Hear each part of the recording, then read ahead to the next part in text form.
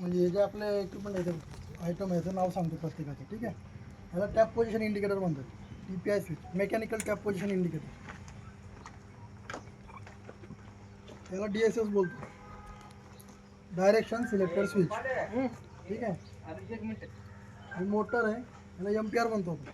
हा जो बटन आहे ह्याला एम्पियर म्हणतो. एम्पियर म्हणजे मोटर प्रोटेक्शन रिले. मोटरला काय प्रॉब्लेम असेल तर हा ट्रिप होतो, ठीक आहे. आणि तो CCT समोर control circuit transformer.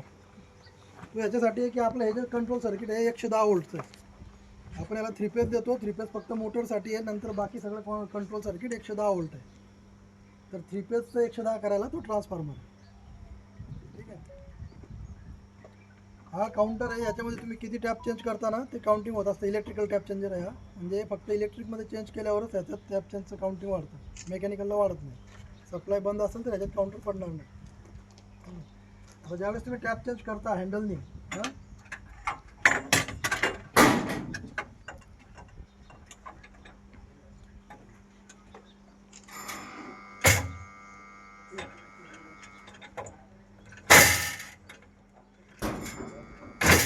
Tap change झाला, एवढ्यावर थांबायचं नाही.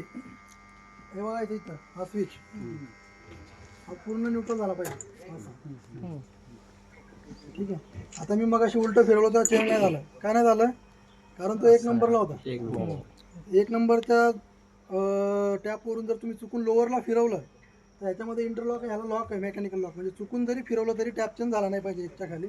तसंच इलेक्ट्रिकल पण लॉक आहे त्याच्यामध्ये. समजा तुम्ही 1 नंबरला बटन परत कमांड देत असाल आणि 1 नंबरला परत लोअरची कमांड दिली तर ते टॅप चेंज झाला नाही पाहिजे, म्हणून ह्याच्यामध्ये त्याचा इंटरलॉक आहे.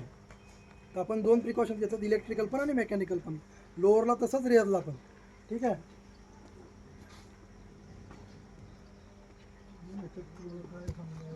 कॉन्टॅक्टर सांगायचं, कॉन्टॅक्टर. हां, तर ह्याच्यामध्ये बघा 3 कॉन्टॅक्टर असतात. हां, 3 कॉन्टॅक्टर म्हणजे एक रेजसाठी, एक लोअरसाठी आणि एक आपला स्टेपिंग कॉन्टॅक्टर आहे. स्टेपिंग कॉन्टॅक्टर म्हणजे काय? ज्यावेळेस आपण कमांड दिली टॅप चेंजरची, एकदा बटन दाबलं की टॅप एकदाच चेंज झाला पाहिजे, त्यासाठी स्टेपिंग कॉन्टॅक्टर आहे. सपोज तुम्ही बटन दाबलं आणि तो चाललाय कंटिन्यूस 3, 4, 5, 6, 7 थांबतच नाही टॅप चेंजर. त्या केसमध्ये काय असेल, एक तर तो कॉन्टॅक्टर खराब झाला आहे किंवा त्या कॉन्टॅक्टरला जिथून सप्लाय मिळतो तो स्विच खराब झाला आहे. तो स्विच आहे हा DSS, तो कॉन्टॅक्टरला इथून सप्लाय मिळतो. मग एकतर हा खराब झाला असेल, एकतर तो कॉन्टॅक्टर खराब झाला असेल. कुठल्या केसमध्ये ज्यावेळेस तुम्ही टॅप चेंज केला एकदा आणि तो कंटिन्यूस फिरलात तर, ठीक आहे. आता ह्याच्यामध्ये आपली ही 3 फेज मोटर आहे. आपण ज्यावेळेस 3 फेज मोटरला सप्लाय देतो ती एका डायरेक्शननी फिरते. नंतर आपण जर फेज सिक्वेन्स चेंज केला तर काय होतं? मोटर उलटी फिरते, बरोबर. मग ह्या केसमध्ये आपल्या इथं जर मोटरला सप्लाय चुकून उलटा झाला, कसं असतं, तुम्ही लाईनचे कामं करता, काय करता, येणारा सप्लाय कधी चुकून उलटा आला परत तर आपला सगळा फेज सिक्वेन्स चेंज होतो. तर त्या केसमध्ये काय होतं, टॅप चेंजरला तुम्ही कमांड दिलं की रेसच्या डायरेक्शनला, रेसची कमांड दिल्यावर जर लोअर फिरलं ते, तर काय होतं की हा DSS ऑपरेट होईपर्यंत फिरतं फक्त आणि परत मोटर जागेवर येते. म्हणजे चुकून जर फेज सिक्वेन्स उलटा झाला तर टॅप चेंज होत नाही. चुकून जर फेज सिक्वेन्स चेंज झाला तर तुम्ही एकदा टॅप चेंज केला की मोटर थोडीशी फिरते, परत जागेवर येते. हे जर तुमच्या इथं कुठं अनुभवाला आलं तर लगेच समजायचं की बाबा ह्याचा फेज सिक्वेन्सचा प्रॉब्लेम झाला आहे, आपण फेज सिक्वेन्स चेंज करायचा, ठीक आहे. हे नॉर्मल प्रॉब्लेम ह्याच्यामध्ये येतात. इलेक्ट्रिकल बऱ्याच वेळा काय होतं, हे ट्रिप झालेलं असतं, तुम्ही कमांड देताय ते फिरत नाही, माहीत नाही आपलं, मोटर ऑपरेट होत नाही. हे बघायचं, हा ग्रीन बटन पुश पाहिजे. हा बाहेर असला तर टॅप चेंज होणार नाही, कॉन्टॅक्टर फक्त तेवढं ऑपरेट होईल, ठीक आहे. ह्याच्यातून 110 आउटपुट येत नसेल तरी तुमचं सगळं डेड होईल. त्याच्यात कंट्रोल सर्किटला सप्लाय नाही भेटला तरी टॅप चेंज होणार नाही. तर त्याचा CCTचा 110 व्होल्ट आउटपुट यायला पाहिजे. ह्याचा सर्किट डायग्राम आम्ही ऑलरेडी शेअर केला आहे तुमच्या ऑफिसमध्ये. जर नसेल तरी आपण परत पाठवू साहेबांकडे. ह्याच्यामध्ये ना तुम्ही कोणी जर मला फोनवर जरी विचारलं की बाबा काय प्रॉब्लेम झाला, इलेक्ट्रिकल चेक करायचा असेल तर मी तुम्हाला फेरवी नंबर सांगून सुद्धा त्याचा आपण तुम्हाला गायडन्स देऊ शकतो की बाबा कुठं किती व्होल्टेज चेक करायचा, कुठं कसं चेक करायचा, ठीक आहे. ह्याला कंट्रोल सर्किट ह्याच्यातून इंटरलॉक आहे 1 नंबरला, 17 नंबरला. परत वर PRV स्विच बसवला आहे बघा, त्याची एक वायर इथं आलेली असती, त्याच्यातून कंट्रोल सर्किट आहे. सपोज तो PRV स्विच जर ऑपरेट असेल तरी तुमचं इलेक्ट्रिकल ऑपरेट होणार नाही. मग तो ॲक्च्युअल ऑपरेट असला तरी होणार नाही, किंवा माल फंक्शनिंग झालं आहे किंवा त्याची वायर तुटलं आहे, काय झालं असेल तरी तो इलेक्ट्रिकल ऑपरेट होणार नाही. तर मग म्हणजे ह्या बेसिक गोष्टी चेक करायच्या की त्याचं कनेक्शन बरोबर आहे का, सप्लाय बरोबर आहे का, 110 बरोबर येतो आहे की नाही. सगळं झाल्यावर बी येत नसेल तर मग ड्रॉइंग रेफर करायचं कुठं काय चेक करायला पाहिजे. ठीक आहे. ह्याच्यामध्ये लोकल रिमोटचा एक स्विच आहे. याला लोकलला टाकल्यावर इथून टॅप चेंज होणार, रिमोटला टाकल्यावर आतून टॅप चेंज होणार. आता बऱ्याच वेळा आपल्या पॅनलवर पण टॅप पोझिशन इंडिकेटर असतो, रिमोट टॅप पोझिशन इंडिकेटर. तो बऱ्याच वेळा नंबर चुकीचा दाखवतो किंवा दाखवतच नाही. तर त्याच्यासाठी ह्याच्यामधून रेजिस्टन्स गेलेला आहे. त्या TPIला इनपुट ह्या TPIमधून गेलो, त्याला डिजिटल TPI बोलतात, ह्याला मेकॅनिकल TPI बोलतात. ह्याच्यातून त्याला इनपुट गेलं. त्याच्या ह्या 3 वायर आहे, 209, 211, 213. ह्याच्यामध्ये एक मिनिमम असते, एक मॅक्झिमम असते आणि एक व्हेरिएबल असते. तर व्हेरिएबल आणि मिनिमममध्ये रेजिस्टन्स मोजायचा असतो आपण. सपोज 1 नंबर टॅप असेल तर 0 ओम रेजिस्टन्स येणार. 2 नंबर टॅप असेल तर 1 किलो ओम येणार. 3 नंबर टॅप असेल तर 2 किलो ओम. असं एक टॅपला तो परत 1 किलो ओम वाढत जाणार. 17 टॅपला तो 16 किलो ओम येणार. इथं रेजिस्टन्स चेक करायचा. कसा चेक करायचा? वायर काढून घ्यायचं आणि मग रेजिस्टन्स चेक करायचा. इथं रेजिस्टन्स ओके आला म्हणजे काय, याचं काम ओके चाललं. मग परत हा रेजिस्टन्स आपल्याला तिकडे मिळाला पाहिजे. तर तिकडे मिळत नसेल तर मे बी इथून जी वायर गेली आपली त्याच्यात प्रॉब्लेम असेल. तिथंही रेजिस्टन्स ओके येतोय. मग त्या TPIचं जे मीटर आहे त्याचं तिथं पण 3 वायर सेम असतात. त्याच्या इनपुटला चेक करायचं. तिथंही रेजिस्टन्स ओके येत असेल आणि तरी व्हॅल्यू चुकीचं दाखवत असेल तर ते मीटर खराब म्हणून समजू शकतो आपण. ह्या बेसिक गोष्टी ह्याच्यामध्ये चेक करायच्या. त्याचा रजिस्टर एक आतमध्ये काय रजिस्टर 1 किलोमीटर याच्या आतमध्ये ह्या स्विचमध्ये असतो. इथून फक्त त्याला वायर थ्रू आपण त्याला इनपुट दिलंय. त्या टँकमध्ये त्या टँकमध्ये नाही, इथंच त्याच्या पाठीमागे बरोबर. याच्या पाठीमागेच. ह्याच्या पाठीमागं एक कपलिंग असते. ज्यावेळेस तुम्ही टॅप फिरवता ना तर हे त्याच्याबरोबर फिरतंय काटा. तर आता मला मागायचं कुठे गेलं कॅप्टन, त्यांचा एका साईडवरनं फोन आला. ह्याचं कपलिंग लूज झालं होतं. हां, हे फिरतच नव्हतं किंवा थोडंसं आटकून फिरत होतं आणि टॅप तर चेंज होत होता. मग हे फिरलं नाही म्हणजे काय झालं, तुम्हाला टॅप नंबर मिसमॅच दाखवणार. बरोबर, आतलं सगळं फिरलं, हे फिरलंच नाही. मग त्याच्यामध्ये तुम्हाला टॅप नंबर पण दिसणार नाही, इथं पण चुकीचा दाखवणार आणि तुम्ही चुकून 1ला जरी आले तरी ह्या 5लाच राहील. बरोबर, मध्ये कुठेतरी थांबलेला असेल. तर ह्याला फक्त एक 4ची ॲलन की लागते. याच्यामागे कपलिंग असते. त्या केसमध्ये समजा चुकून जर असं दिसलं कुठं किंवा हे फिरत नाही आहे किंवा ह्याचं कपलिंग लूज झालं आहे तर त्या केसमध्ये काय करायचं. आता जसं मी लोअर डायरेक्शनला फिरवलं होतं, 1 नंबरला लॉक झाला म्हणजे मग आपल्याला आता हे जर मध्येच थांबलं आणि टॅप चेंज झालेले आहे तर तुम्हाला समजणार नाही की आता ॲक्च्युअल टॅप नंबर किती आहे. बरोबर, ते समजायचं असेल तर काय करायचं, 1 नंबरला त्याला टॅप चेंजरला घेऊन जायचं मेकॅनिकल.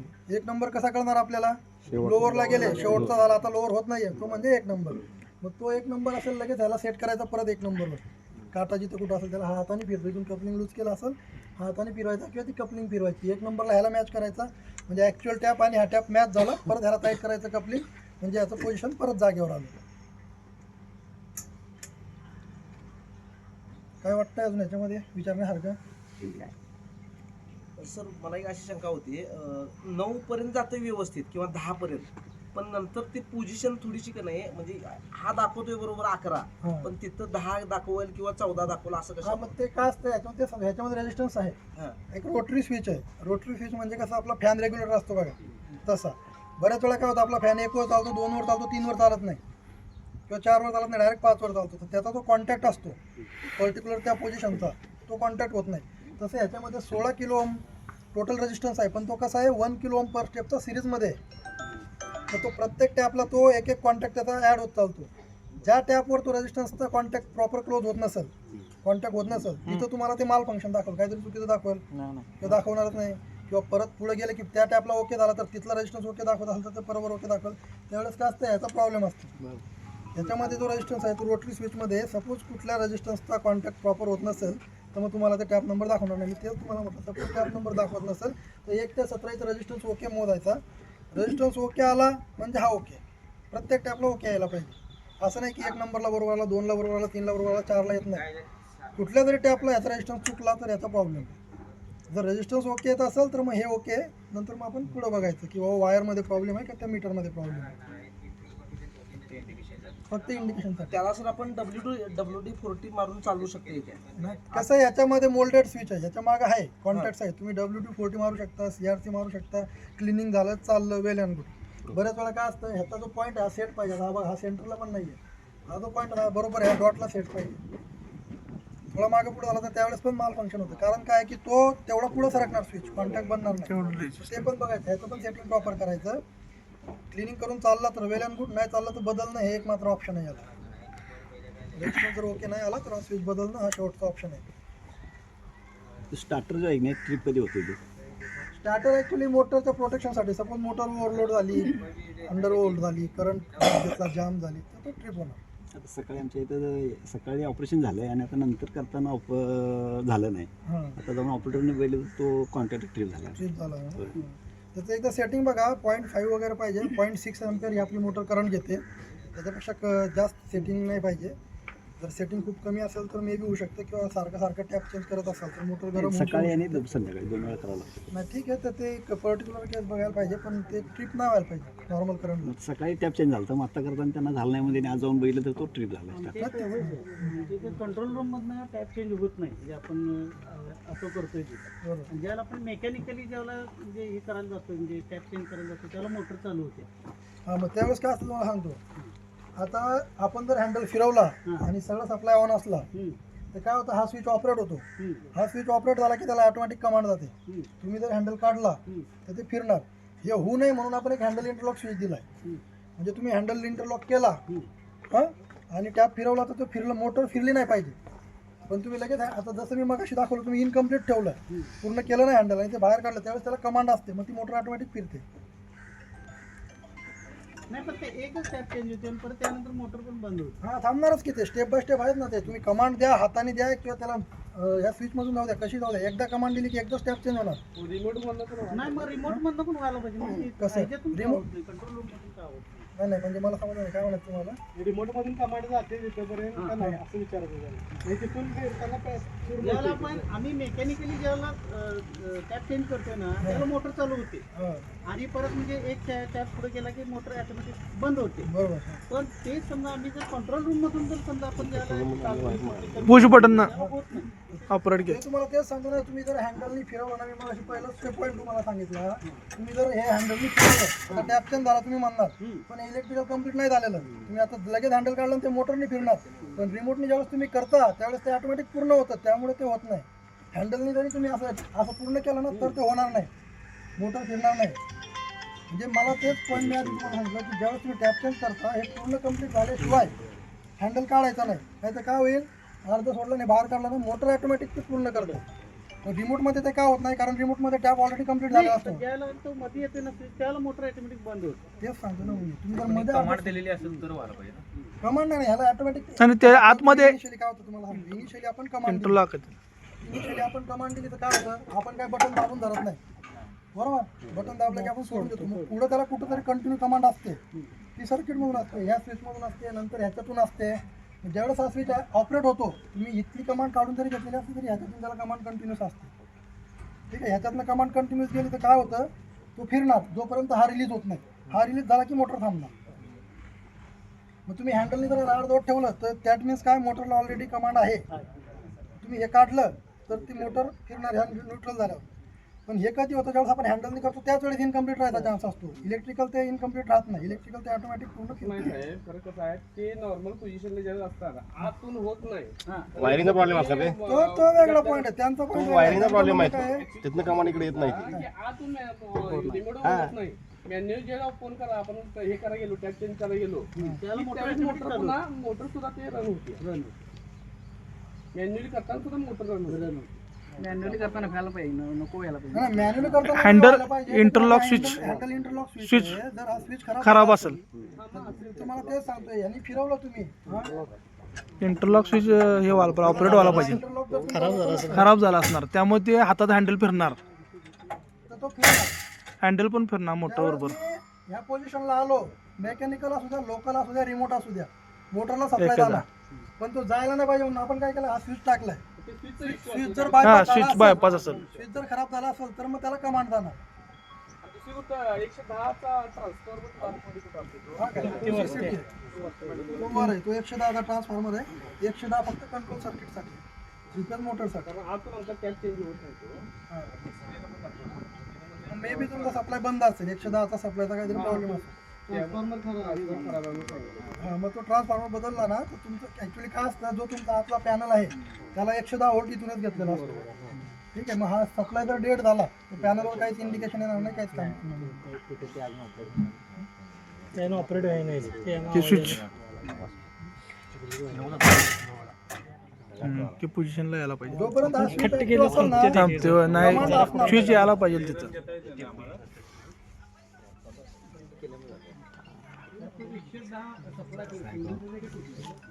ऍक्च्युली तो सेंटर टॅप ट्रान्सफॉर्मर आहे, त्याला आपण सिंगल पेज किंवा 2 पेज असं म्हणू शकत नाही. त्याला 3 पेज इनपुट दिलं आपण 2 पेज, तर त्याचा आउटपुट 55 मध्ये भेटतो. 55 सेंटर टॅप आहे तो. सेंटर तर तुम्ही जे 2 Center zero. 55च्या वायर्स असतात त्याच्यामध्ये तुम्हाला 110 मिळतो.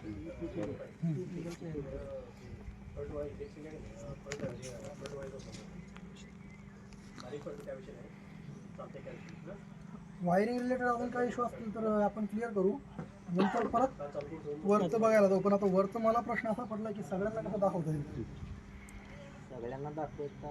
काय करूया, एक 5-5 जणांची टीम करूया, 5-6 जणांची.